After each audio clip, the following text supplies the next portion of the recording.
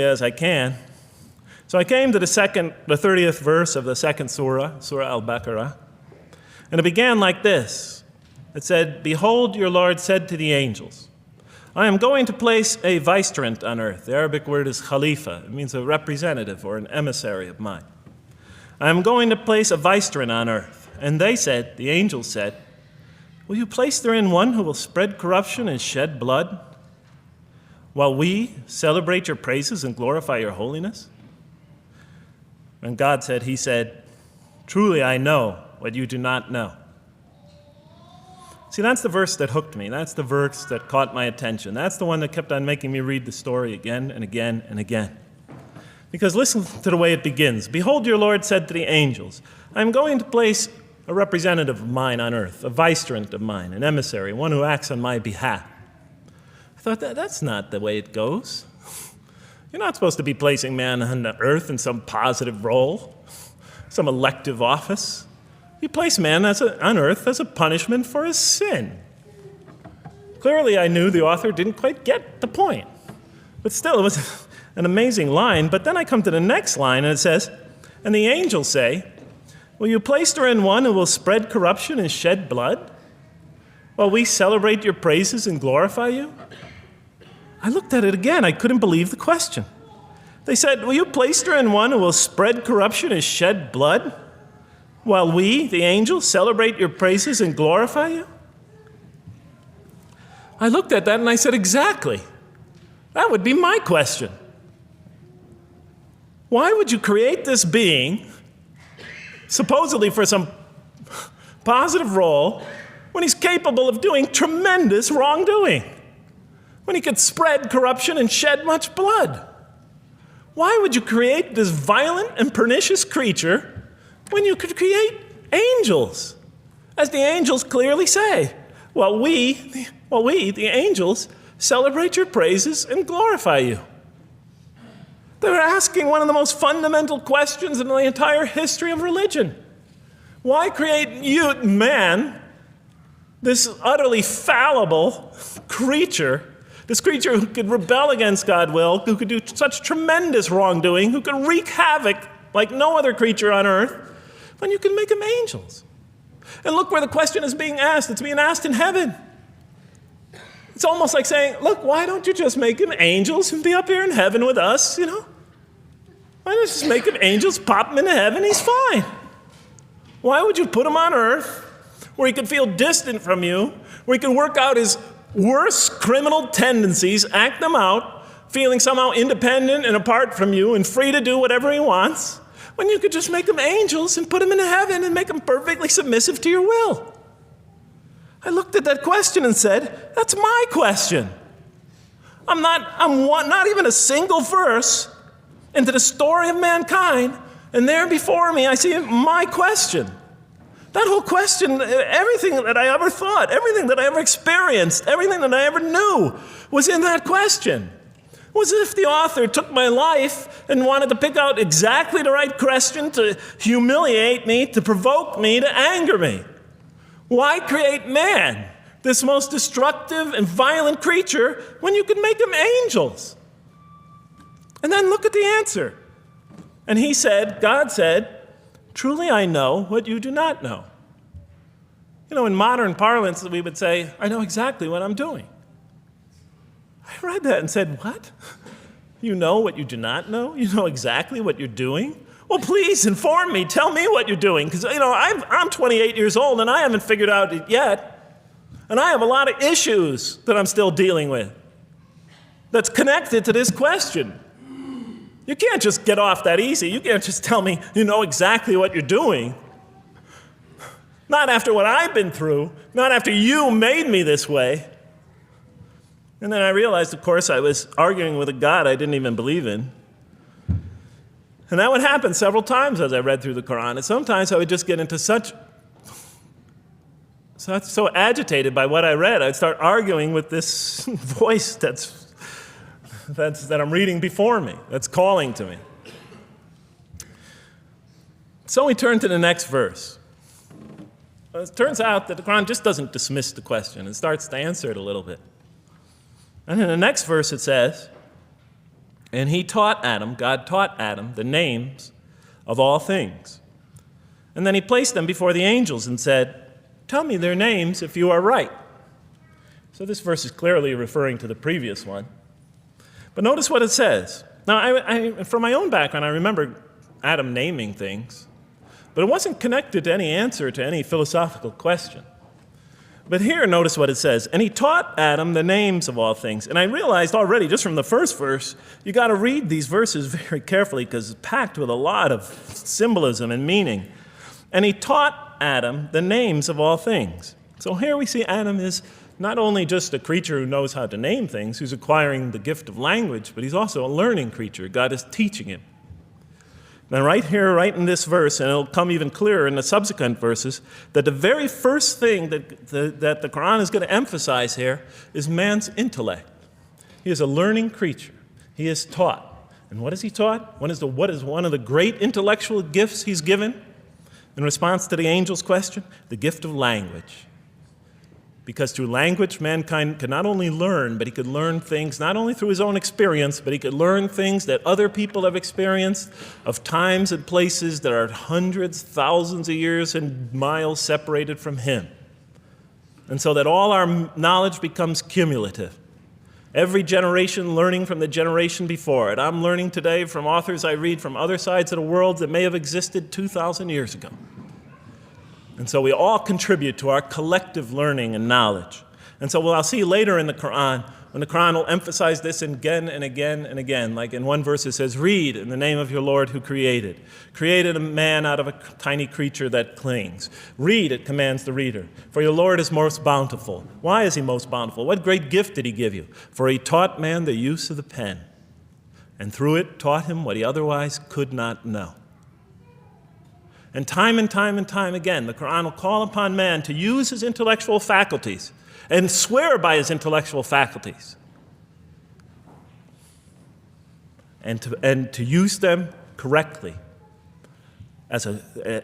because they play a fundamental role in guiding him to truth. I never came upon a scripture that puts so much emphasis on the correct use of our intellectual faculties, on the harnessing of reason, in helping us attain to faith. And he taught Adam the names of all things. And then he placed them before the angels and said, tell me their names if you are right. Okay, you have this you have this natural question about this creation of mankind. Here, this mankind is this human being, this human creature is a learning creature.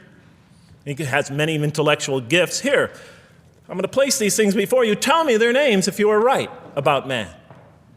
And what did the angels say? In the next verse they say, glory to you. We have no knowledge except what you have taught us. In truth, it is you who are knowing, the wise. They say this task, this intellectual test that's put before them is beyond their grasp. Notice what they emphasize. We have no knowledge. This would take knowledge. This would take an intellect that they don't possess. In truth, it is you who are knowing, the wise. You got it. It's easy for you. You're the knowing, the wise. You have knowledge. You have wisdom. But this would take knowledge and wisdom that is beyond us. And so in the next verse we read, and he said, "O Adam, tell them their names." And when he had told them their names, notice how it's just like it's nothing for him. For mankind, he has this phenomenal ability. And when he had told them their names, as if it's just a triviality for man, he names them. "O Adam, tell them their names." And when he had told them their names, God said, "Did I not tell you that I know what is unseen in the heavens and the earth? And I know what you reveal and conceal?" And he's clearly going back to the angel's question. Yes, you have these natural concerns about the creation of mankind. Yes, he could do these evil things. But look at this tremendous intellect he has. This is something you have overlooked that you haven't considered. And that's clearly the point of these verses. Even though I felt that the author didn't quite, it was as if I realized that he didn't misunderstand the story. He was taking one of the great stories in the history of humankind, one of the fundamental greatest stories in the history of mankind and molding it and using it as a vehicle for an entirely original message. And God said, did I not tell you that I know what is unseen in the heavens and the earth? And I know what you reveal and what you conceal? In other words, didn't I tell you I know exactly what I'm doing? And then in the next, and didn't I not tell you that I know what you reveal and conceal? I looked at that. What question what did they reveal and what did they conceal? What did their question reveal and conceal? I thought about it for a minute. Oh, it's obvious. What did their question reveal? You just go back and look at the question. It revealed the sinful and sinister propensities of man. I mean, it's obvious, right? Why are you all looking at me like that? You're starting to scare me. You're all looking very serious. Am I losing you? Wow. Okay. So, they revealed the sinister and evil propensities of man. But what did their question conceal? And all you have to do is think about it for a minute. Human beings, yes, they could do evil. Yes, they could do wrong. Yes, they could create misery. But they could also do exactly the opposite. They could choose to do evil. They could choose to do tremendous good. They could choose to do tremendous violence. They could choose to show tremendous compassion. They could choose to live by falsehood. They could choose to live by the greatest truths. They could be terribly ugly. They could be terribly beautiful. And up until that point in my life, I, like the angels, that only saw one side of the coin. For the first time when I read that verse, believe it or not, it was an eye-opener for me. I had always been obsessed with the evil potentials of human beings. When I read that verse, I realized that, and I had a great example right in front of me with my own mom, I realized that I had been blinded by only one side of human nature. So we go on to the next verse. And behold, we said to the angels, bow down to Adam, and they bowed down. But not so Iblis.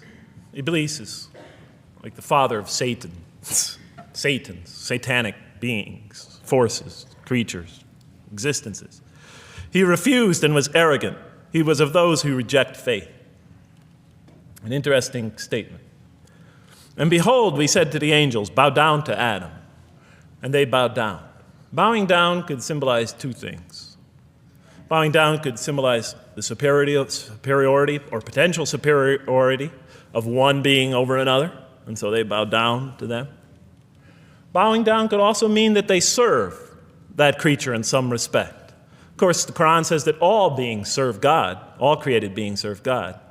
But this verse seems to be indicating, and the rest of the Quran will make it clear, that these angelic beings, these angelic entities, will serve the development of mankind.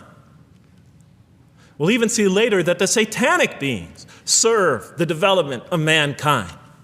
Both forces, angelic and satanic, will serve the development of mankind. Because one will present man with a choice to do the most altruistic things. The other will simultaneously try to influence man in the opposite direction. And so human beings will be moral creatures, and will have to make moral decisions. And it's in those moral decisions that they will grow spiritually and morally as human beings. And they'll take that into the next life. And the angelic and the satanic forces will be catalysts for those moral choices that they make. They will heighten the human being's awareness of the rightfulness and the wrongfulness of the choice he's about to make. And the self, the soul, the nafs, as they say in Arabic, will have to make the ultimate choice between good and evil. And that choice, that test will come again and again and again as human beings either grow or decline. And those tests will come again and again and again to try to help him towards his spiritual evolution, to bring him back, but that choice is ultimately ours. But I'm getting ahead of myself. And so we said to the angels, bow down to Adam, and they bowed down. But not so Iblis. Iblis is Satan, this rebellious force, this evil prompter, the one who whispers into the human heart. He comes into being. And with the introduction of Satan, we have the introduction of evil, that evil influences on human beings. And notice why Iblis does not bow down. He refuses because he was arrogant. You know, we often hear what's the root of all evil? In the West, it's always money, greed, etc. Here the Quran seems to be saying that the root of all evil is not always material wants. It's not always money, it's not always greed. At the heart of evil is arrogance, putting yourself above all others, of assigning to yourself special priority and neglecting the rights of others, of pride and arrogance and envy, the source of evil. He was of those who reject faith. I looked at that verse and I said, okay, I get why you would create angels to sort of influence man in a positive direction. But why in this story now are you introducing Satan? What sort of role was Satan play? And then, of course, you just think about it for a minute and you say, yes. The story is telling us that on one hand, we have these magnanimous urgings come from one direction. On the other hand, we have these satanic urgings coming from another direction. In other words, the Quran is telling us that man is not only a learning creature, but he's a moral creature. He has understanding of right and wrong. And God infuses those, and allows those influences to come to him. Man is not only an intelligent being, but a moral being. And so, the Quran is not all that difficult to understand. You just sort of read it, I found, and you just sort of follow your nose through it and see what it's saying. I'm sure as most of you in this audience know. Okay, so we see that man is not only a learning creature, but he is a moral being as well. There's another verse in the Quran that says, by the soul and that which whispers into it, or which breathes into it. It's morality, it's immorality, and it's God consciousness. Both of these we are under the influence of. And God allows us to be under the influences of this. He creates us to be exposed to both influences. And then the verse says, truly he is successful, who causes it to grow. Causes his soul, his self, his real self to grow. And truly he is lost, who stunts it, who disallows, who destroys his personal growth. So mankind is not only an intellectual being, but a moral being. And we said in the next verse, O Adam, dwell you and your spouse in the garden, and eat freely thereof what you wish, and eat freely thereof what you wish. But come not near this tree, for then you will be among the wrongdoers.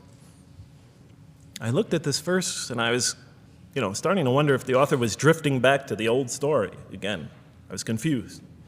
And we said, O Adam, dwell you and your spouse in the garden, and eat freely thereof what you wish, but come not near this tree, for you will be among the wrongdoers. I thought it was drifting back to the old story. Man sins, man's punished for his sins with earthly life. Maybe the author is drifting, he had a good idea, and now he's drifting back to the sort of traditional story. Maybe he couldn't make his mind up what story he wanted. Except for a couple things about this verse, and this happened with almost every verse as I read through it, is that the whole tenor of the passage is sort of not what you would expect.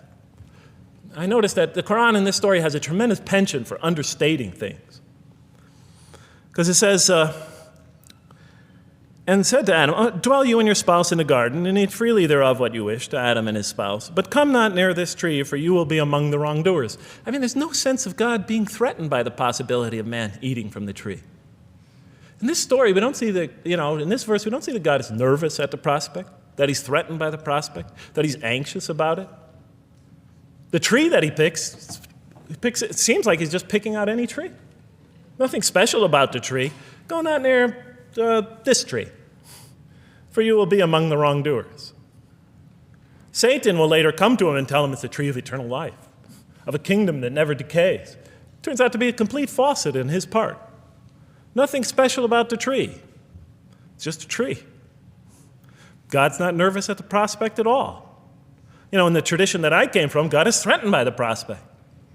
He has to put an angel with a fiery sword by to protect the tree so that mankind never goes next to it again. I'm not putting it down. I'm just pointing out the difference of the story. They're both beautifully told.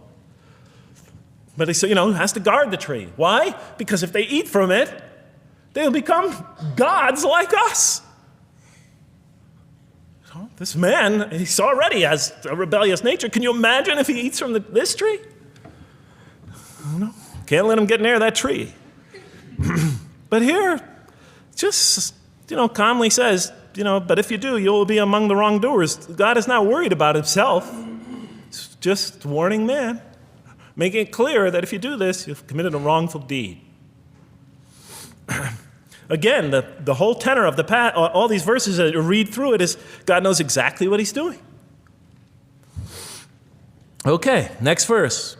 But Satan caused them to slip and expelled them from the state in which they were.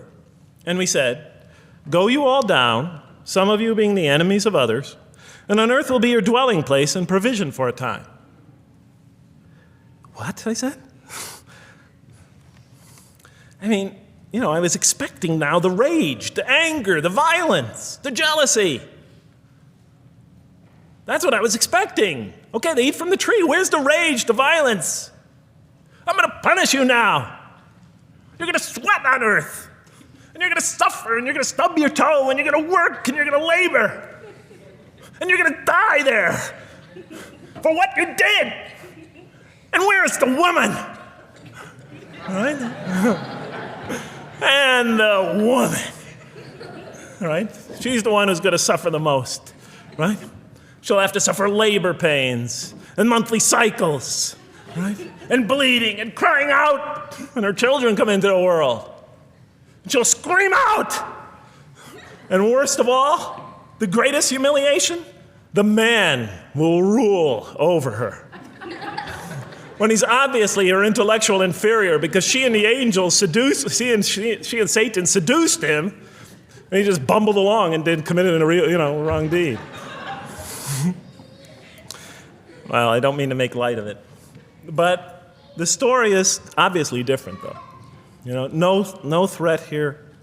As a matter of fact, look at the way it says, "O Adam, dwell you and your spouse in the garden, and eat freely thereof what you wish. But come not near this tree, for you will be among the wrongdoers." Then they make the mistake. But Satan caused them to slip and expelled them from the state in which they were. And we said, go all you down, some of you being enemies of others, will be adversaries of others. Some of you will be adversaries of each other. And on earth will be your dwelling place and provision for a time. This is not a deity losing it. If you look at it, on earth will be your dwelling place and provision for a time. That's not the words of a God that has got lost, that is really extremely upset. On earth will be your dwelling place and provision for a time. When I walked into the hotel today, and they said, and it's this nice one up here, I don't know the name, I can't remember the name of it, but it has a continental breakfast. And they said, your room will be room 111, and there's a continental breakfast in the morning. I didn't say, I didn't think they were mad at me. Because they said, you're going to sleep here, and this is going to be your provision in the morning. Oh, thank you. But notice something else about this verse. When you read these verses for the first time, I don't know, maybe I'm nuts, and many people think I am. But when you read these verses for the first time, this is just so much that catches your attention. But Satan caused them to slip. I remember, I couldn't get that verse out of those words out of my head. Satan caused them to slip. To slip? The greatest sin in the history of the human race, and it's called a slip? In my culture, slip means, you just momentarily, for a fraction of a second, you lose your focus. It's not a big deal. My Uncle Bob used to always say to me, Jeff, I'm sorry, I'm 5 minutes late, I slipped up. The understanding is it's no big deal. It's just a slip. That's what we say when we make a minor mistake. I slipped up. Don't worry about it. Never happen again. A slip, I said?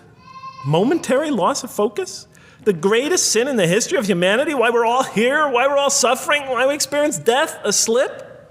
I didn't believe it. I went to my Arabian friends at that time. I didn't know any Arabic.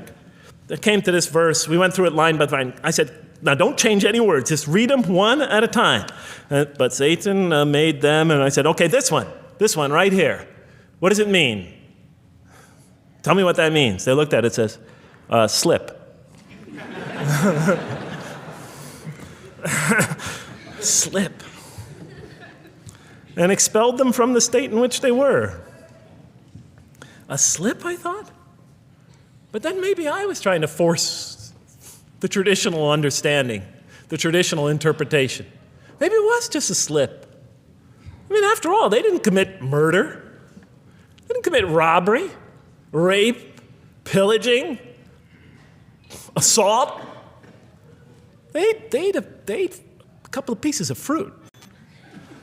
Well, it's not the greatest sin in the history of humanity by any means. And then the next verse says, and then they were expelled from the state in which they were. Well, what state were they? Let's see now. Let's go back from where we started. First, mankind is being taught. We see he's an intellectual being. Then we show he's a moral being. Moral being means he's a being that's going to have to make choices. And then God gives him this choice. It's not a huge deal. It's not the gravest sin in the history of humanity by any means. It's minor by any standards. They make it, though. We see that God originally intended to put man on earth as his vicegerent. We see a period of preparation where he's being prepared intellectually, where he's growing as a moral creature. When does God finally put him on earth? What signals that he's ready to begin? He makes his first independent choice. It's not the worst deed in the history of humanity. It's minor on anybody's scale, but it shows that mankind is ready to act on his own, to be his own, to make his own choices, that God has empowered him to make choices, and he's ready to make them and carry them out and see them most often to their expected ends, if God wills. And that seems to be the only real significance of it. But I thought, maybe I'm getting this wrong. Maybe God just blows off into an angry rampage the next verse. So I look at the next one and it says, and then Adam received words from his Lord.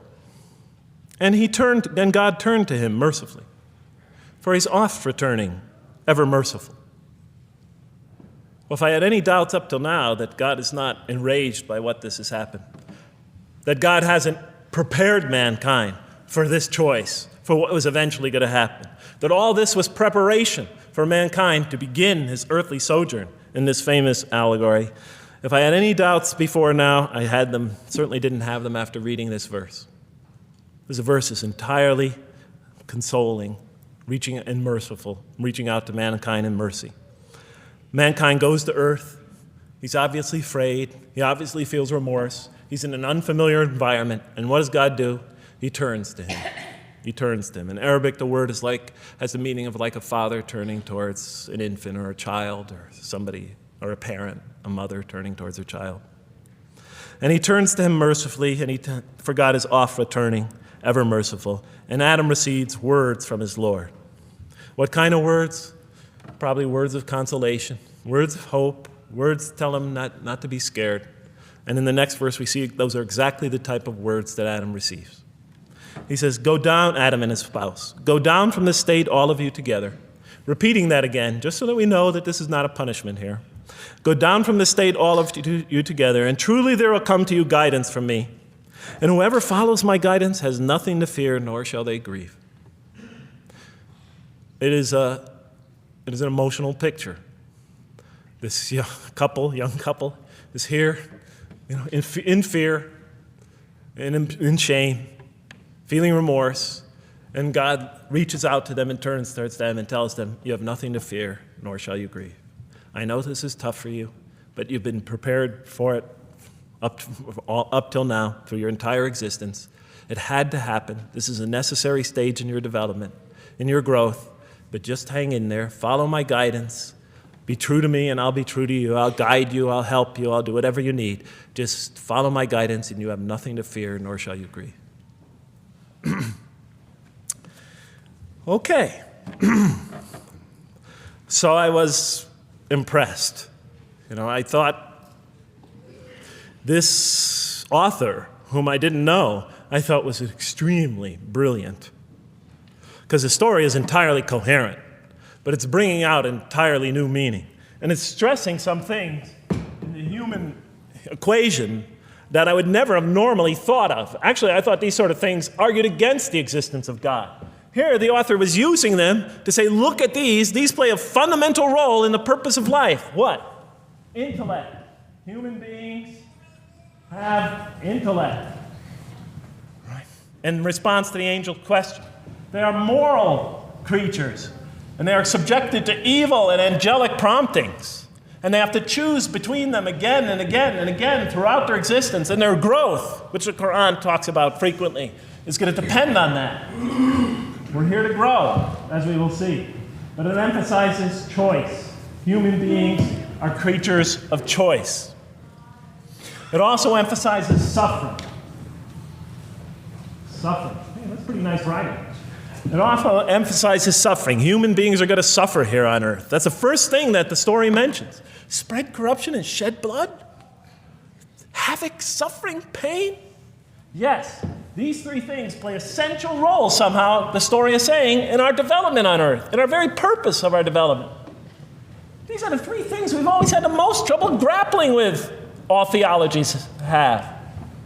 Why give us intellect if it leads us often to challenge in our minds the existence of God? If we can't reconcile the existence of God with our minds, with our reason? Why give us choice if we can choose to do wrong? Just make us angels. Why let us suffer so on earth? Just pop us into heaven.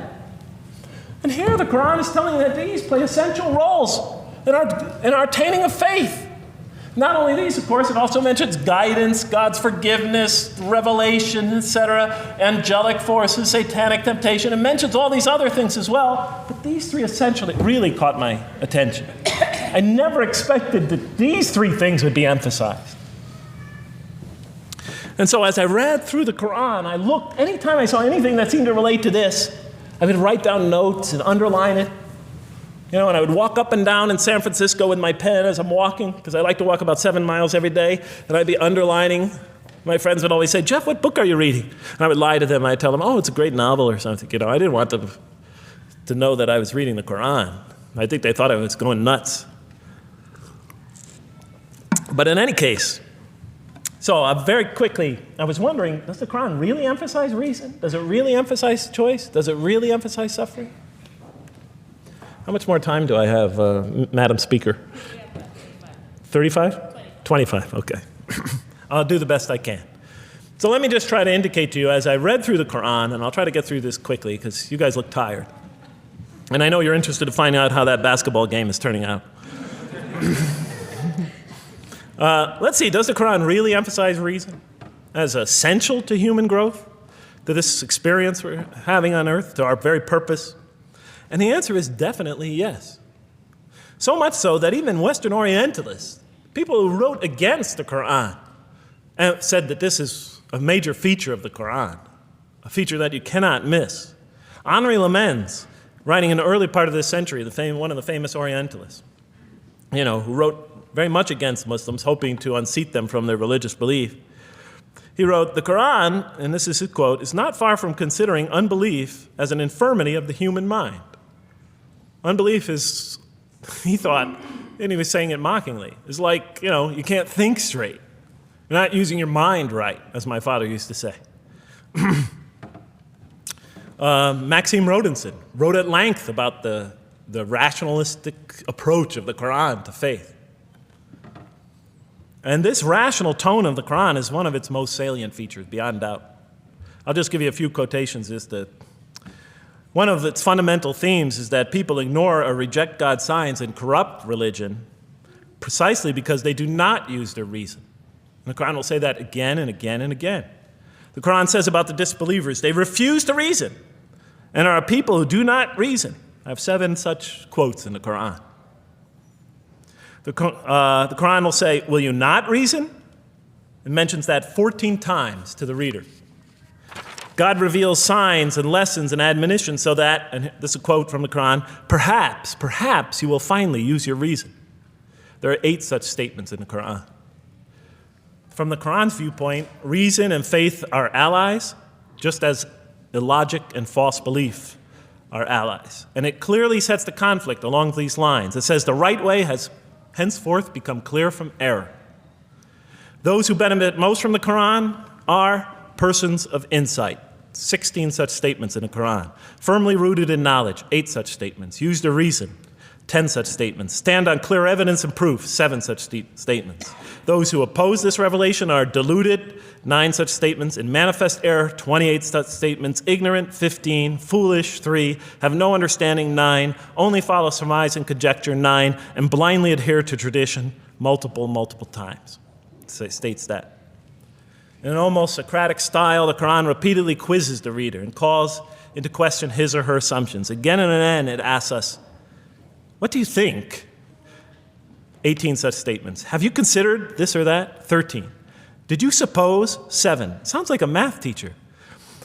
Do they not ponder? 2 such statements. Do you think? Do you even think? 18 such statements. The message is clear. To gain truer faith, we need to free ourselves from inherited notions and examine our beliefs rationally.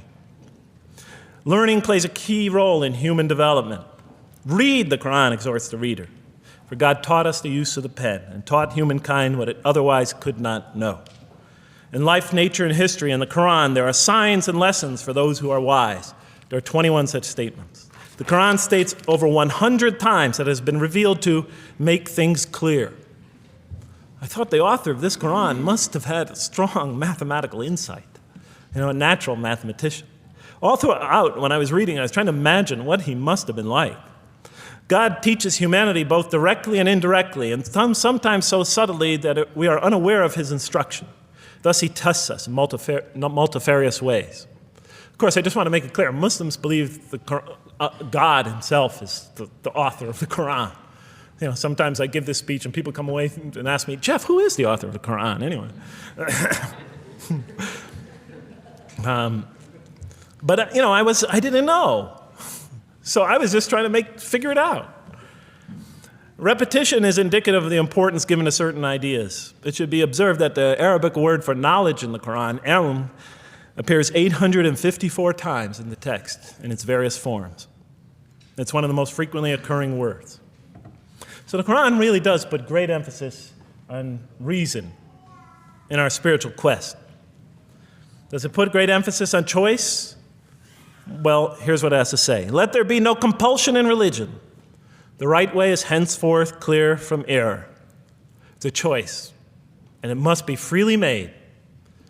And it's a choice between correctness and error, between right and error, between reason and falsity. Had God willed, he could have indeed guided you all, it says in the Quran. I went, why not, I thought. Why not just guide us all? Why let some of us choose to go this way and that way? The Quran was constantly provoking me as I read it. Do not the unbelievers know that had God willed, he could have guided all mankind? Oh, do not the believers know that had God willed, he could have guided all mankind? Okay, I'm an unbeliever, I thought. Tell me, why didn't you guide all mankind? If you want us to be in conformity of your will, just make us that way. And if we had so willed, we could have given every soul its guidance. Why did you let us be creatures of choice? Just program us to do the right thing. Never make a wrong choice. Had God willed, he could have made us all one community. He could have made us clones of one another. But he didn't. It wasn't part of his plan. Enlightenment has come from your Lord. He who sees does so to his own good. He who is blind is so to his own hurt. It's your choice. It says it again and again in the Quran. Remember when I was reading this, I was a disbeliever. And this scripture is constantly reminding me, it's your choice, Jeff. It's no compulsion in this. It's your choice. It's up to you. You're probably not reasoning correctly here. Think a little harder. Come on, try. Just a few more steps. And whoever is guided is only to his own gain, and whoever is stray, I am only a warner. It's your choice. We have revealed to you the book with the truth for mankind. He who lets himself be guided does so for his own good. He who goes astray, it's to his own hurt. It's his choice. There are many, many such references. I'll stop there. But you get the point. The Quran clearly emphasizes that choice plays a key role in our development. But what about suffering? Suffering's the biggie, right? That's the real major question. What does the Quran have to say about suffering? Because every religion deals with suffering in a different way. It's either something you have to be saved from, and so some religions stress salvation, or it's something that you have to sort of transcend through meditation and training so you can sort of not feel it so much, get above it and beyond it. Some religions see it as primarily punishment. Some see it as, some of the more ancient religions see it as the result of the precarious and whimsical control of many gods working against each other, playing with human beings. Different religions have dealt with it in different ways. But almost all of them, I would indeed say all of them, have sort of seen it as something not so good. But let's see what the Quran has to say about it. Something to be avoided, to transcended, to be saved from. The Quran says just the opposite. You are going to experience it. You will suffer in this life. And it plays a fundamental role in your development, in your growth, and in what you are to become. This scripture didn't just say you're going to experience it. It said you should embrace it. You should struggle through it. Your life should be a struggle, it says. It should be a jihad. Yeah, right? But that's what it says. Jihad means struggle. When the Quran most says jihad, it's very seldom, it's most often not in the context of fighting. Qital is the Arabic word for fighting. But it says even in the Mecca verses, long before Muslims had to defend themselves against their oppressors, it mentions that you have to struggle in the path of God. With the Quran, it even says. Struggle in the path of God with this Quran. Life is a struggle. It says in one verse, most assuredly we will try you with something of danger and hunger and the loss of worldly goods, with the loss of your lives and the fruits of your labor. Most assuredly we will try you. It's not just talking about evil people, good people. But give the good news, the glad tidings. Be happy for those who are patient in adversity and suffering. Good news, I thought? Doesn't the author understand the terrible effects of suffering? Give the good news to those who are patient through adversity, who when calamity befalls them say, truly unto God we belong and truly unto him we shall return. In other words, that this could benefit them. It was a remarkable statement. Here's another one. Do you think that you can enter paradise without having the like of those who passed away before you? And the next verses start to explain these people were good people who suffered terribly. Do you think that you can enter paradise without going through the same? Why, I thought? Why do we have to suffer in life? Misfortune and hardship befell them, and so shaken were they that the apostle and the believers with him would exclaim, when will God's help come? These are good people. When will God's help come? Oh, truly, God's help is always near. You will certainly be tried in your possessions and yourselves, the Quran tells the reader. You're going to face hardship. It's guaranteed. Every soul must taste of death, and we try you with calamity and prosperity, both as a means of trial. And to us you are returned. You are going to have hardship here. There is going to be no heaven on earth. This environment is made to be an environment of adversity. It is made to be an environment where you have to work, where you have to struggle, where you have to strive. And it plays a key role. Oh man, truly you've been toiling to your Lord in painful toil, but you shall meet him. You're toiling, yes, but you shall meet him. We certainly created man to face distress. What, I thought? We certainly have created man to face distress. You made us to face distress? Does he think that no one has power over him? Sometimes people get, so down, they just think, this can't be a God. Look how I'm suffering. He will say, I have wasted much wealth. Some people just become totally devoted to worldly aims. Does he think that no one sees him? Have we not given him 2 eyes to see with, a tongue, and 2 lips to communicate with, to learn from by communicating? Can't he see around him? Can't he tell from communication with other people? Haven't we pointed out to him the 2 conspicuous ways? What are the 2 conspicuous ways? But he attempts not the uphill climb. One of them is the uphill climb. And it says this is the way you should be pursuing. And what will make you comprehend the uphill climb? It is to free a slave, or to feed in a day of hunger an orphan nearly related, or the poor one lying in the dust. Then he or she is of those who believe, and exhorts one another to patience, and exhorts one another to mercy. You have not attained to faith until you struggle the uphill climb. It's telling us you should pursue the uphill climb. What is the uphill climb? Reaching out to your fellow man who suffers, to feed the poor one, to help the poor soul that's lying in the dust. And all over the world there are people in that state. And we watch the news as if it's just entertainment. And the Quran tells us this is something you should involve yourself in. That is the road that you should travel. It describes a successful life as an uphill climb. Well, I can see I'm running out of time, so I'm going to have to tie this up in about 15 minutes, I guess.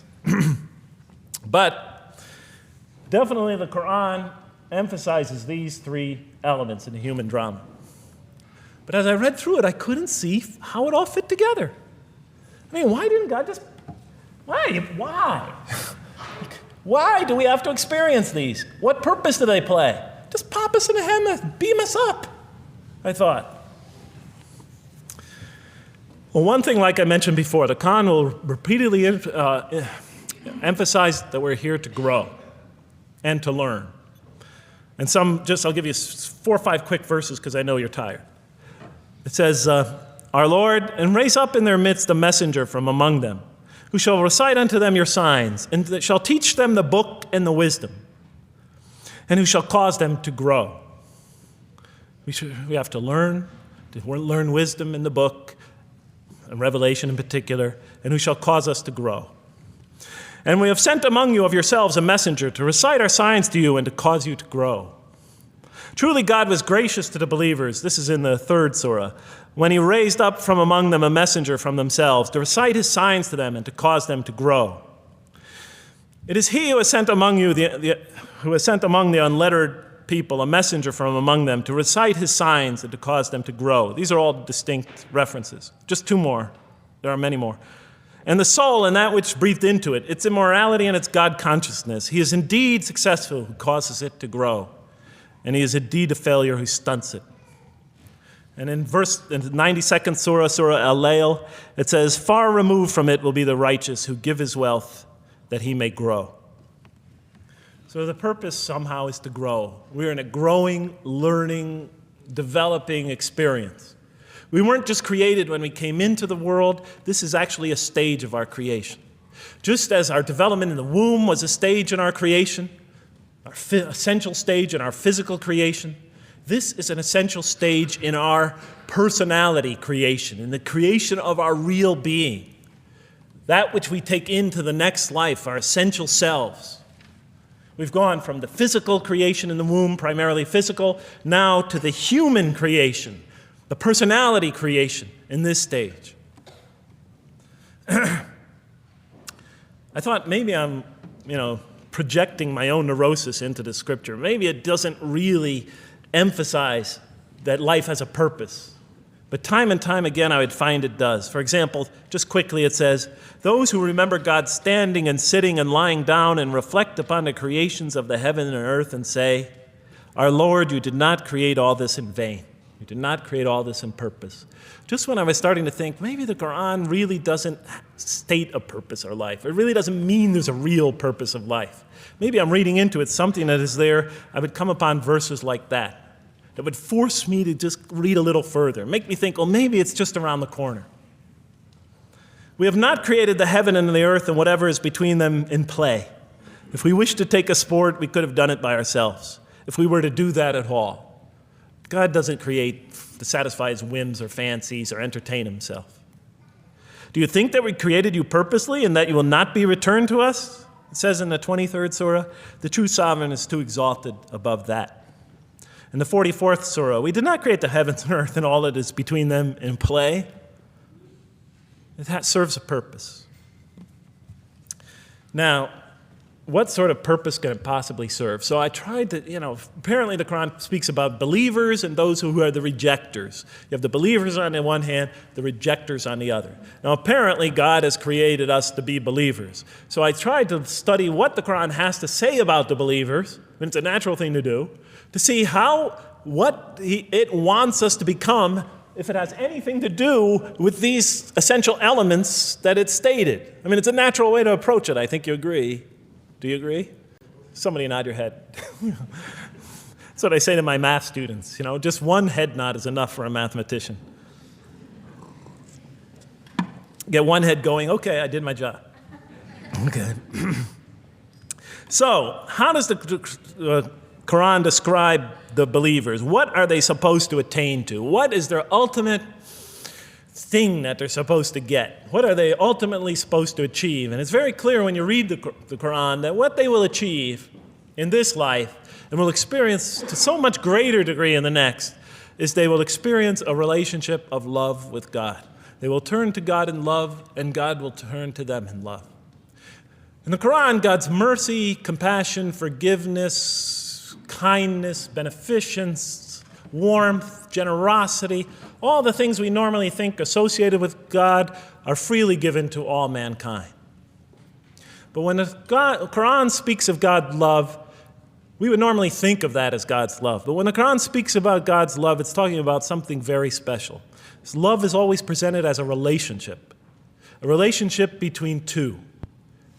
If we do not turn to God in love, then we just receive His mercy, forgiveness, kindness, beneficence, warmth, generosity, all those wonderful nurturing things, His nurturing, and we reject it. And so we never really experience that love because we never really turn to it and open ourselves up to it. It is always there for us, but unless we enter into that relationship, that love, that give and take, that relationship of love is never develops.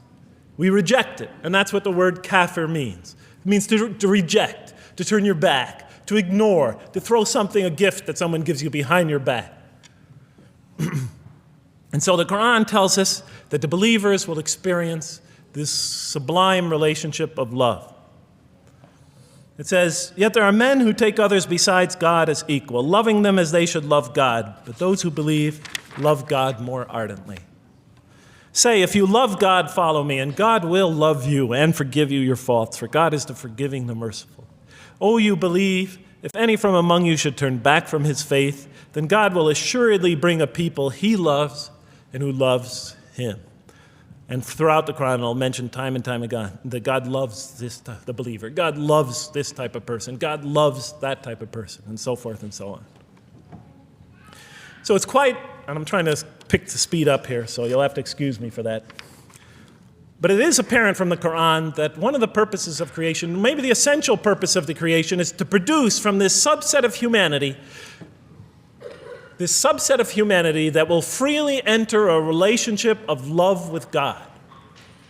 They will not only experience the beauty of other relationships in their lives, but this love that they will experience with God is the sublime experience that they will enjoy. Not only in this life, but infinitely greater in the next, when all the distractions, all the masks are stripped away.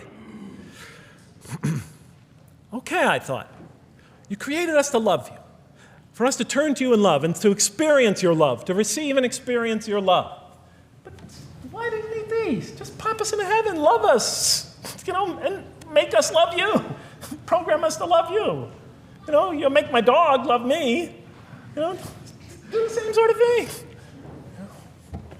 I kept on coming back to the same issue. Just do it. Okay. Still couldn't see it, and I was almost through the Quran, and I thought either I'm dumb or this scripture just never really got to it. Okay, so I didn't give up. I thought, okay, what's the next natural thing to do? Okay, so we're here to develop this relationship of love with God. The Quran tells us that, if we are believers and we do good, we'll experience great joy and peace in this life, not only through our relationship with God, but through complementary relationships with all the people around us in this world will be a one for us of peace and serenity, even though we have to struggle and survive and suffer. But I couldn't see, how this all tied in with this suffering business and why he couldn't just put us into heaven. So what's the next natural thing to say? Okay, so we're created to have this relationship of love with God, to enter this relationship, to experience and receive all that he has to offer us. So the natural thing to do is to study the two partners in that relationship. What does the Quran have to say about us, the believer? What does it ask of him and her? What does it require of them? And then what does the Quran tell us about God? And then is there some essential nexus, some essential connection between them, and does it have anything to do with these? Because if the Quran doesn't show that, then the essential link that links all this together, that pieces it all together, is missing. And as I thought to myself, whoever this author is, and by now I knew he had fantastic genius, even though he came from the primitive confines of the most backward, most uncivilized sector of humanity, of people that had no literary history, really, to speak of, no great works of literature, no scriptures that preceded him, even though he came from the desert of culture, even though this came out of that environment, and the mind behind it had to be tremendously and phenomenally genius to come out of that surrounding and produce something like this. If that essential link was missing, I knew that, he was great, but, and extremely great. But, what do you expect? How could anybody answer those questions? Nobody in the history of humanity has been able to answer them. Okay, so I thought, first I'll see what the Quran has to say about the believers. What does it require of them? Then what it has to say about God, and see if there's some essential link. Are you following me? You're giving me the note. Get off the stage. Okay, I'll do my best. It's a deep subject. We're almost done. Bear with me a few more minutes. I'm sorry, really.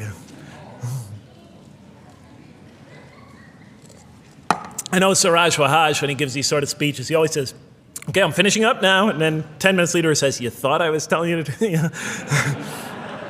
I won't say that, but just give me a few more minutes. Bear with me. Okay, quickly. What does the Quran ask of the believers?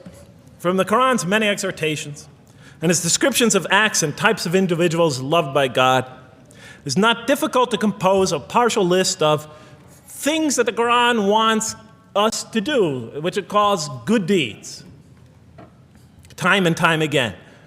To believe in God, to have faith in God, to have a relationship with God, and to do good. So what does it describe as these good deeds? Well, as I read through the Quran, it says that, can I take this away? Remember, intellect, choice, suffering. It says we should show compassion. Show compassion. We should be merciful. I have the references here, but just excuse me, I'm not going to list them all. We're running out of time. We should be forgiving. Forgive others. We should be just. We should protect the weak and defend the oppressed. Defend the oppressed. We should seek knowledge and wisdom. Knowledge, wisdom. Bear with me, ladies and gentlemen. We should be generous, truthful, and we should be peaceful. And we should love our fellow man. Love others. I'll just give you one verse because I know we're running out of time, Madam Speaker. Truly those who believe and do good will the most merciful endow with love. And to this end we have made this scripture easy to understand in your own tongue, so that you might convey a glad tiding to the God-conscious and warn those given to contention. So, to this end we have made this easy to understand, so that we'll learn to love others. Okay, that's all I'll say about that. I would like to say a lot more, but I don't have time. Now, what does the Quran tell us about God? You have to realize I'm just about through with the Quran here, my first time reading it. And now I was really caught. I searched my head. What does the Quran tell us about God? It tells us nothing could be compared to him. That he's outside anything that we may compare to. That our definitions do not encompass him. That our reason cannot comprehend him. That he is transcendent and we are finite. That he is immortal. He transcends time and space and we are bound by it. That he is immortal, we are mortal. He is uncorporeal, we are corporeal. That we have no way of comparing ourselves to him. Nothing could be compared to him. I thought, oh my God, I'm so close and yet so far. Because I'll never understand the essential link between us and God and why these three things fit into place. Because the Quran tells us that could never really quite understand God. Or at least that's the way I thought. And so I put down the Quran when I had finished it. And much to my dismay, I was honestly disappointed because I thought the author made a brilliant try. But he never quite made it. And so I was sitting in front of, about 3-4 weeks later, I was sitting in Diamond Heights in my apartment watching a football game, I think it was. And sometimes things just slip into your minds when you least expect them. And I'm sitting there watching it, and all of a sudden into my mind came a thought. And I said, wait a minute.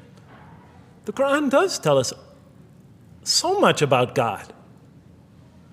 It tells us again and again and again, but somehow I just missed it. Just skimmed over it every single time. Because if you turn to almost any page, if you turn to the beginning of any surah, you could see time and time again essential information about God that I just thought was sort of a literary device, something to make it just sound more beautiful. Because if you turn to the beginning of any surah, you'll see the words Bismillahir Rahmanir Rahim, in the name of God, the most merciful, the most compassionate. If you read almost any passage, long passage, when you come to the end of it, it's punctuated by dual attributive statements like God is the merciful, the compassionate, God is the forgiving, the gentle, God is the kind, the protector, God is the generous, the truthful, God is, and so forth and so on. There are tens of thousands of such references in the statements in the Quran. What the Quran defines as God's most beautiful names, his attributes of perfection, repeated again and again and again on almost every page. And as I sat there, sitting by the television, I started to jot them down in my, on my little piece of notebook there. Same notebook I used to jot these down before. And I began to list from my own mind the attributes of perfection as I remembered them. And they were, God is the compassionate. God is the merciful. God is the forgiving.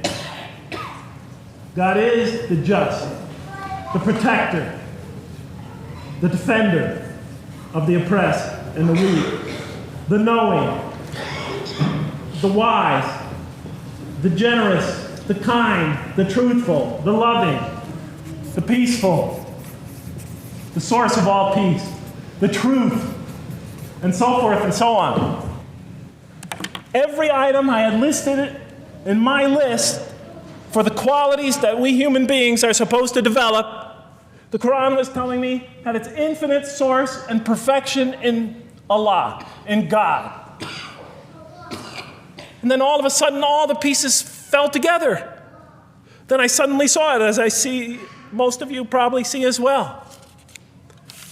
That now, suddenly it all began to make sense to me. In what way do I say that? Well, it was now obvious why we had to develop these qualities. It was now obvious how these things on the floor here fell into place. And I'll just say it clearly. We're here to develop a relationship with God, to become closer to God. But how can you become closer to God when he's transcendent and you're finite, when he's immortal and you're immortal, vice versa? When he's immortal and you're mortal, when he's unbound, fettered by time and space, and you are, and so forth and so on. How can you become close to that one? If I want to become close to you, I need to have something to share with you, something that we have in common. So for example, if I want to come close to this young man here physically, I'll approach him because we both have bodies and I can position my body closer to him. Physical presence, bodily presence is something we both share. If I want to become closer to that gentleman back there, if I want to become closer to him intellectually, I'll reason with him so we will have a convergence of minds because we both possess reason. If I want to become closer to one of my sisters on this side emotionally, I'll try to appeal to their sentiments because we both share feelings and similar types of experiences that generate those feelings. But how does one become closer to God? what do we share with him? We share with him exactly what he gave us. Because the Quran tells us that when we came into this life, he breathes into our spirit something of his spirit. And that we come into this world with the seed of these very qualities within us. And we could either kill them, stunt them, as the Quran says, or cause them to grow. And when we grow in these, we grow in our ability not just to experience tremendous beauty in life through all this, but we grow in our ability to receive and experience the infinite beauty, the infinite peace, the infinite truth, the infinite compassion, the infinite mercy, the infinite, etc., all the way down the list, that only comes from the infinite perfect source of all these. The more we grow in mercy, the more we grow in our ability to receive and experience in this life and in the next, to an infinitely greater degree, the mercy of God. The more we grow in compassion, the more we grow in our ability to receive and experience God's compassion in this life through prayer and through ritual and through contemplation and through other experience of others. And of course, infinitely more in the next life, the compassion of God. The more we grow in our truthfulness, the more we grow in our ability to experience God, the truth, because all truth comes from God. The more we grow in these things, the more we grow in our ability to receive and experience God's attributes of perfection. The more we grow in our ability to receive and experience his being. And that sort of nearness we are growing to him is tied to our essential nature and to his. It's more than just physical nearness. It's more than just a convergence of ideas. It's more than just a convergence of feelings. It's a convergence of essential beings. It's the closest type of nearness two can feel, two can experience. I'll just give you a quick analogy, because this helped my children. Let's pretend I have a goldfish, a dog, and 3 children. 3 daughters, let's say. And I do have 3 daughters. No matter how much of my love, compassion, forgiveness, caring I pour upon that goldfish, it could only experience it to a tiny degree. It might not even really be aware of it, because it's a very primitive creature. But my dog, on the other hand, when I show it all my kindness, all my love, all my compassion, all of what is essentially me, it can experience it to a much higher degree than my goldfish. And through its interaction with me, through its own trying to give its own self to me, we could experience a quite wonderful relationship. But my children, especially as they grow older and go through their own experience and their own development, could receive and experience all the love and the compassion and the forgiveness and the caring and the generosity and the protection, everything I have to offer. They could experience my being to a much higher degree than my dog ever can.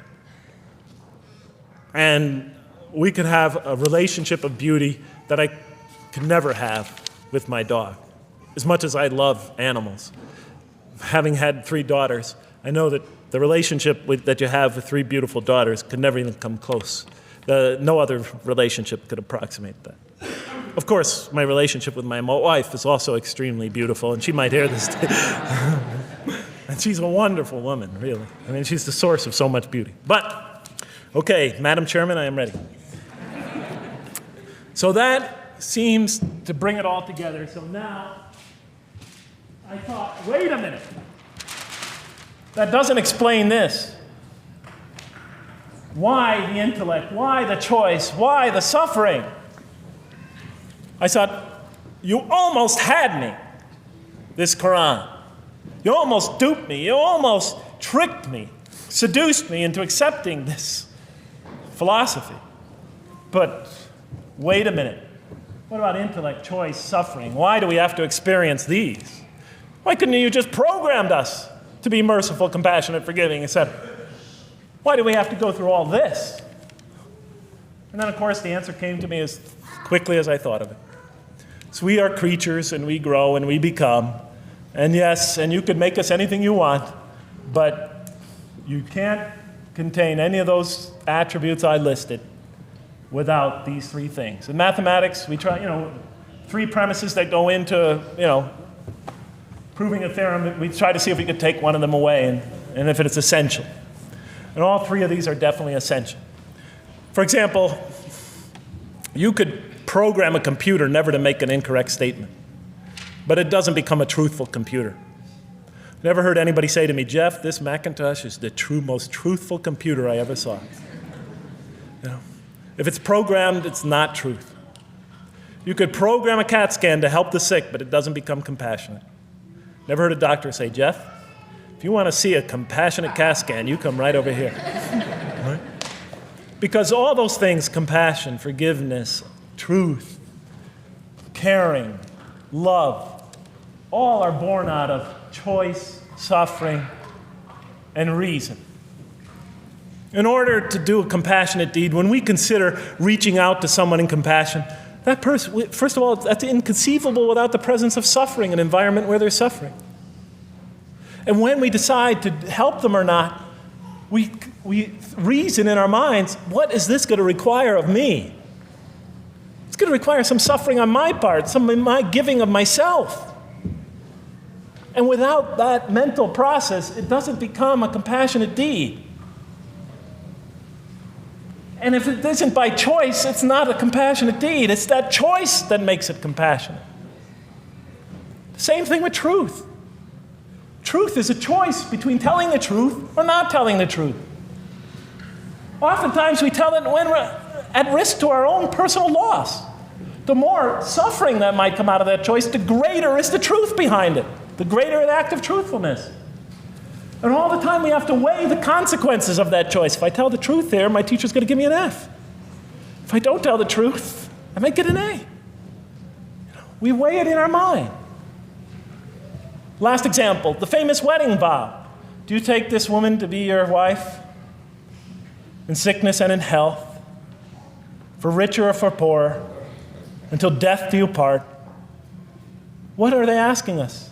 Do you knowingly make this choice, understanding full well what's at stake here? That it might involve richness but poverty, health or sickness, that suffering's going to be involved until death.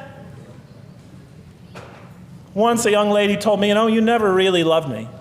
Because when the growing got tough, when things got hard, when we hit rock bottom, when my life fell apart, you just got up and left. And she was right. And she understood full well that that's what love is all about. It is through giving and suffering together and hanging in there with each other and not bailing out and persevering through suffering, making that choice and knowing what you're doing. All those three things are essential. So it's very easy to see why the Quran stresses these. For in order for us to grow in these, I dropped it, we have to have these.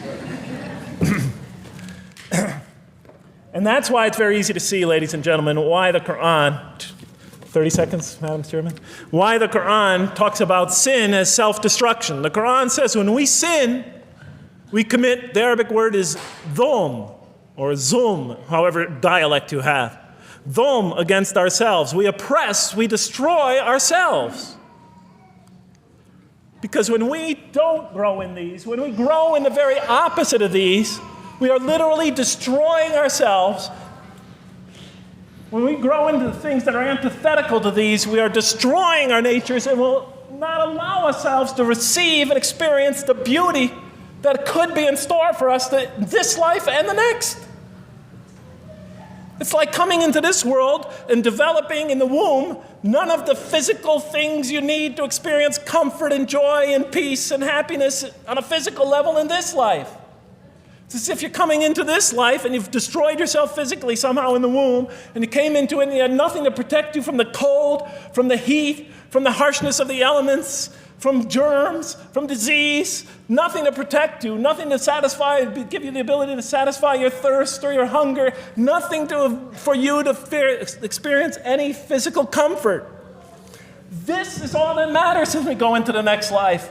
If we don't develop these through our relationship with God, our very purpose of our being, then we will experience terrible suffering in this life, worse than if we came into this life in a physical state that didn't avail us of any of the comfort of this life. And so it'll be worse than fire. It'll be worse than endless fire. It'll be worse than the worst hell we could possibly imagine.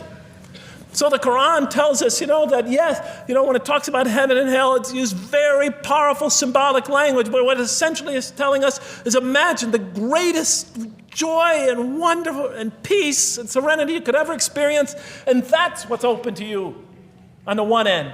But on the other end, imagine the most terrible suffering that you could possibly bring on yourself, and you could also do that to yourself as well. It'll be worse than anything you could have ever imagined. And the Quran tells us that God says on the day of judgment, I did not harm you in the least. You destroyed yourselves. And it could say that in total objective truth. And that's why the Quran, well, I think I'll leave it at that because Madam Speaker is about to shoot me. I still have other things to talk about, but I want to find out how that basketball game is going. So thank you so much for listening to me for so long. And may the peace and mercy of Allah be upon you all. I didn't mean to try to scare anybody at the end. That wasn't my goal. I was just trying to make a point. And may the peace and mercy of God be upon you all. Thank you so much. Assalamu alaikum.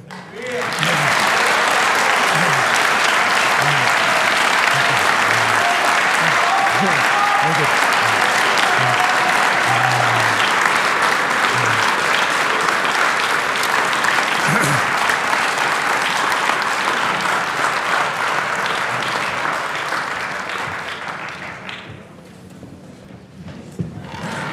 All right, we'd like to thank Dr. Lang for that very heartfelt, very long